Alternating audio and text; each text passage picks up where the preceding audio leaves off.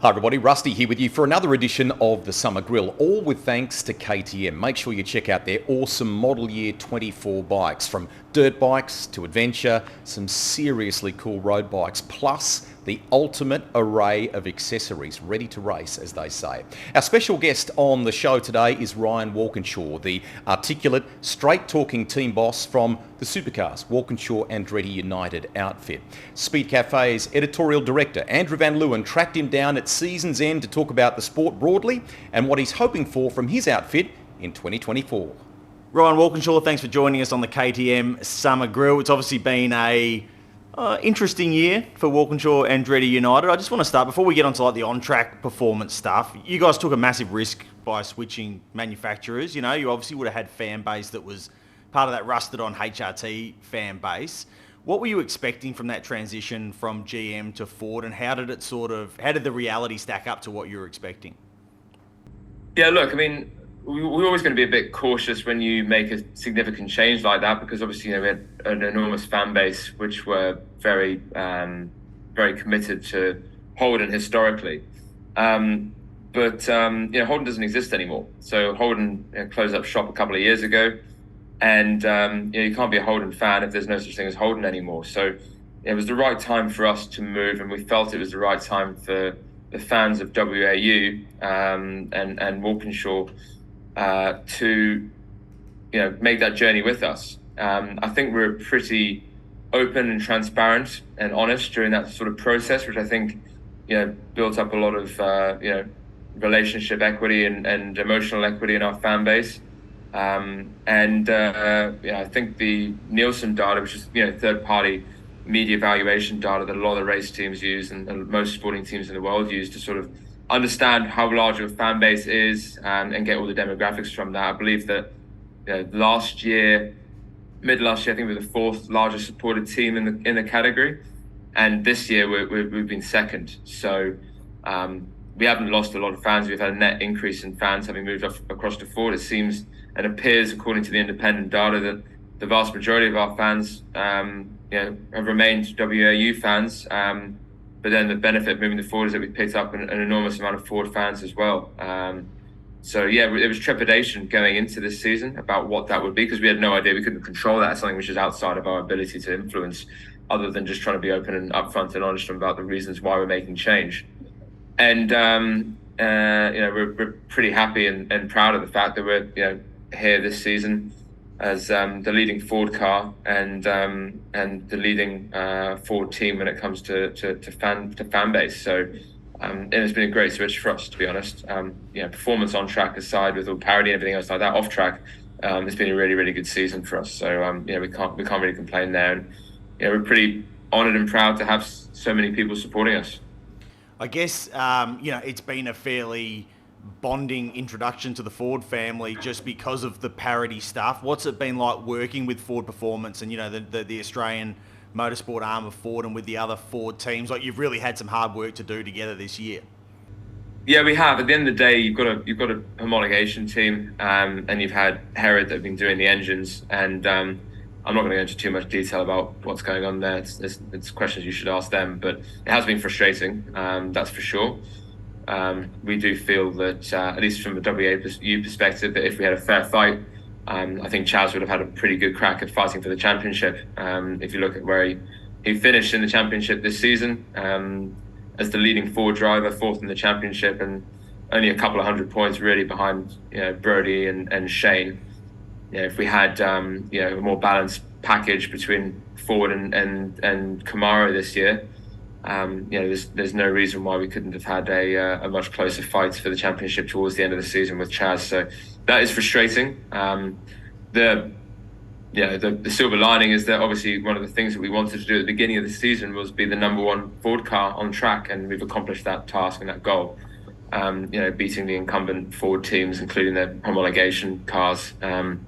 So from that perspective, there's some merit and success in that perspective on the season, but ultimately, it's very, very hard to celebrate coming fourth, even though you were first of the Mustangs in a season where we all know what was going on behind the scenes. So next year, fingers crossed, we have a fair crack at it, and and a good run. And I think on an even playing field, we're in a good position to have a big battle to try and finally get that championship trophy in our trophy cabinet here.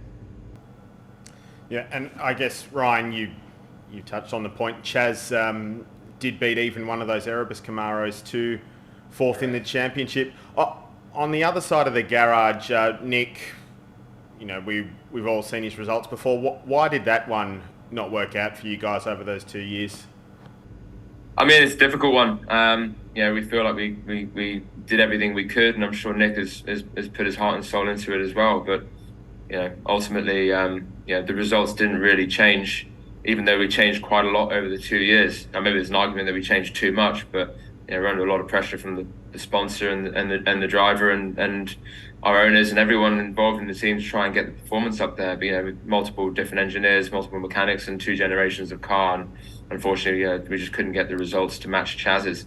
Chaz has got a very specific way about how he likes the car to be set up, but and many times we just bolted that setup into Nick's car, and it just didn't seem to work as well. And then when we let Nick and his side of the garage try and go in their own different direction, we couldn't get the performance to match Chaz either.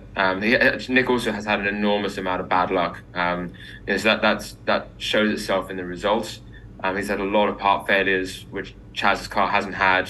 He's had a lot of bad luck on track, and been involved in incidents when many of the time it wasn't even his fault. It's just been just unfortunate, much more so than Chaz. So there's a big element of that that's played into it as well, which probably steers the results over the last couple of seasons the wrong way, a bit more than they probably should have been. But ultimately the championship doesn't lie.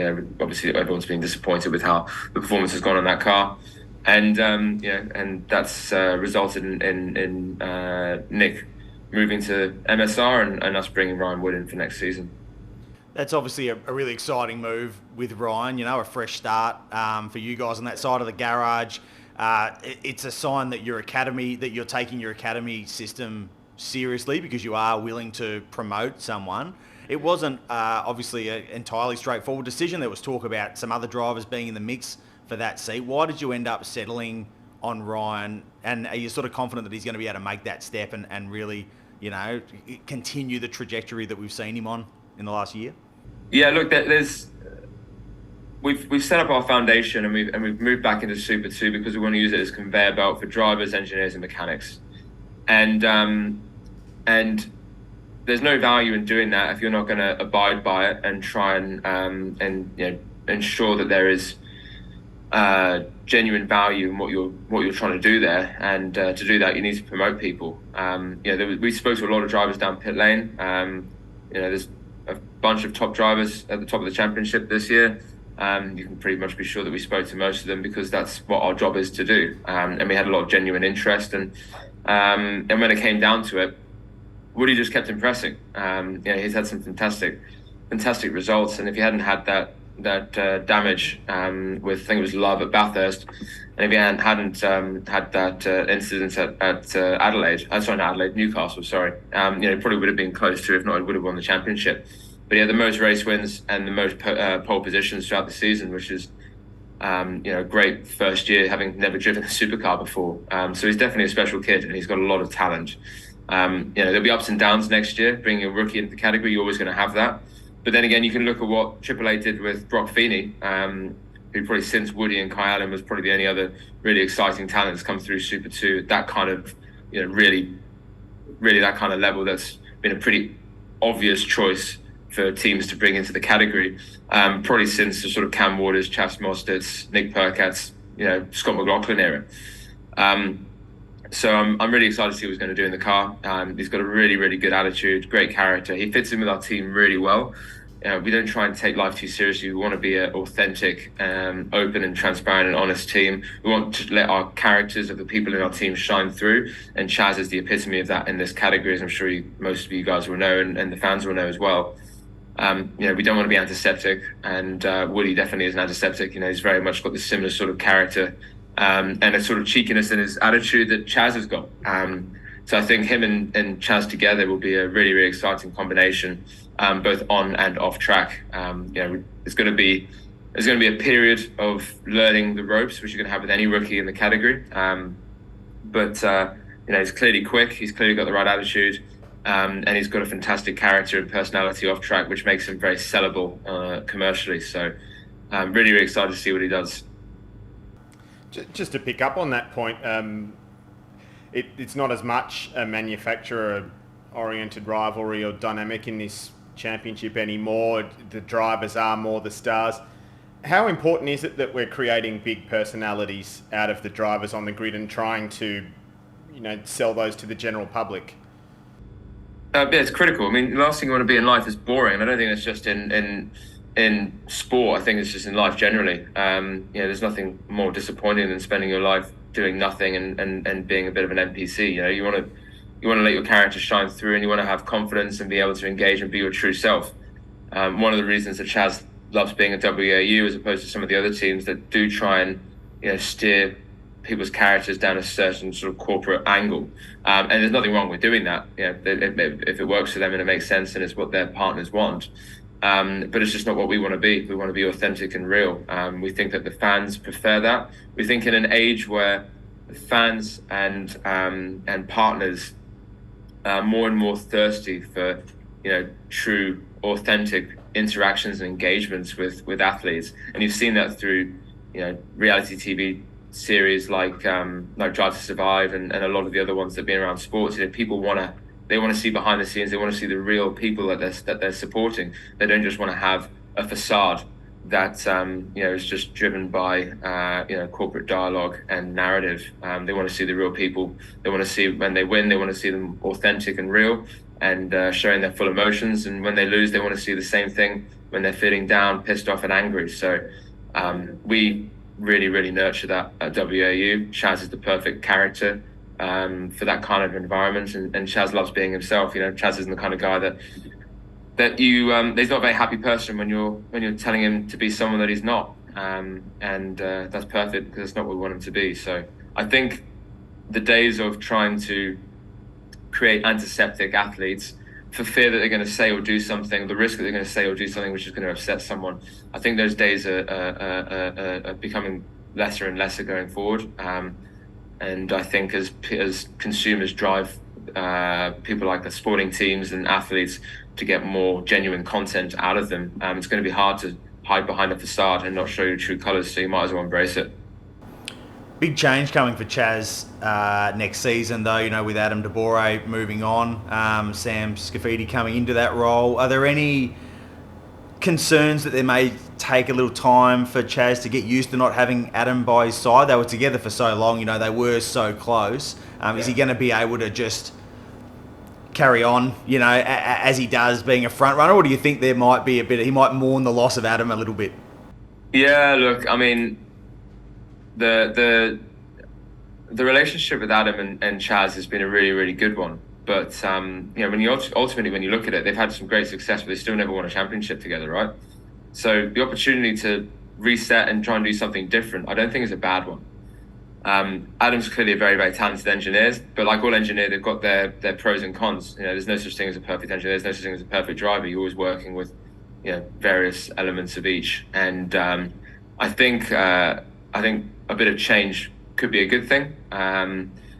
I think the relationship with him and Adam will remain. They're still going to keep in touch. They're still going to have a very, very close friendship, and they're still going to spend long hours on weekends on FaceTime talking to each other about car setups like they've been doing for the last 10 or so years. So I don't think that's going to change. It's just when he goes to the track, there's going to be a different person that he's working with as well, and there's going to be someone else that he's calling before or after he speaks to Adam. You don't just, that the relationship doesn't vanish. And the relationship with Adam and WAU and the relationship with Adam and Chaz, there's no breakup there. Adam's just had enough and just wants to rest for a couple of years. And after the season that we've had and how frustrating it's been, I can kind of understand some of the reasons why he may want to do that at this time. So look, we're excited. The benefit for WAU is we're going to have Sam in the workshop every day.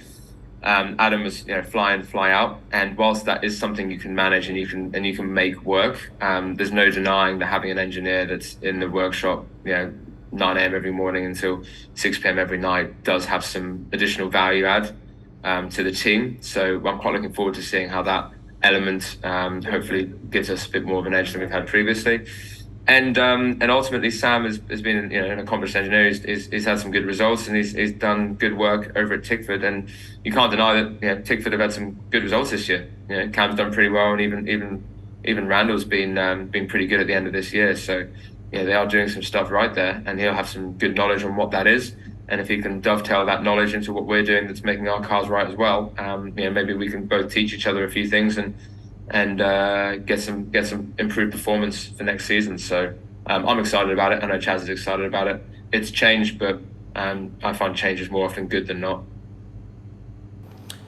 Just last one from me, then bit of a restructure at the team with Bruce Stewart moving into the CEO role, Carl Foe into the team principal role. We're seeing quite a few teams kind of split that top sort of role, those top roles at the team. Can you just talk a bit about why you've gone down that path? Yeah, sure. Well, we're expanding our motorsport operations outside of just supercars, and there is an element for having one senior leader that is focused 100% on the two cars purely racing in supercars, and then having Bruce as the CEO overarching above all of that, that's going to work on Walkinshaw Racing, which is still a business that we want to try and rekindle some of our engine programs, some of our parts programs, working in other categories, doing the Toyota 86, doing the Super 2, working in GT3 and so on. There's value in having someone that can focus on the bigger picture as opposed to just constantly being focused on the day-to-day of just the supercar team. So there's value in that. That's the same model that you have at McLaren, with Zach Brown as CEO of the group that manages all the commercial side of things and the broader racing business. Then he's got his team principal beneath him, underneath that, and that seems to work very, very well for them. And I think if you're doing more than just being a supercar team, I think there's value in that kind of structure. Ultimately, Bruce and Carl will report to Bruce, and Bruce reports to myself, Michael, and Zach. So ultimately, that kind of structure stays the same. It just means that there's a broader scope or wider scope for Bruce in the wider automotive side of the business, motorsport side of the business, allowing Carl to focus on just driving the two main game cars as hard as possible and giving them the due focus that they deserve to want to go and win championships. So they're both really, really happy about it. It gives an opportunity for people inside our team to step up as well. We've got to have a conveyor belt, otherwise you lose good people. So having the ability to keep promoting people into those roles when they deserve it is also important as well. So that's it's a key stepping stone and how we want our team to operate. We want people to come into our team in Super 2, and then over a period of time they stay in our team. We remain that IP within these four walls, and we give them an ability that they can continue to grow and further their careers as they improve and deliver. Well, Ryan, thanks for joining us on the KTM Summer Grill. Enjoy your winter, not your summer, for where you're going, and we'll see you at a racetrack next year. No worries. Thanks for having me, guys. No doubt he is working on his MasterChef grade culinary skills during the off season, and he's taken to diving as well, these things that give him an escape from the pressures of corporate life, from running one of the front-running supercars teams and Walkinshaw Automotive as well. That is it for this edition of the Summer Grill, all with thanks to KTM, ready to race. Check back in at speedcafe.com tomorrow morning to see who our next guest is.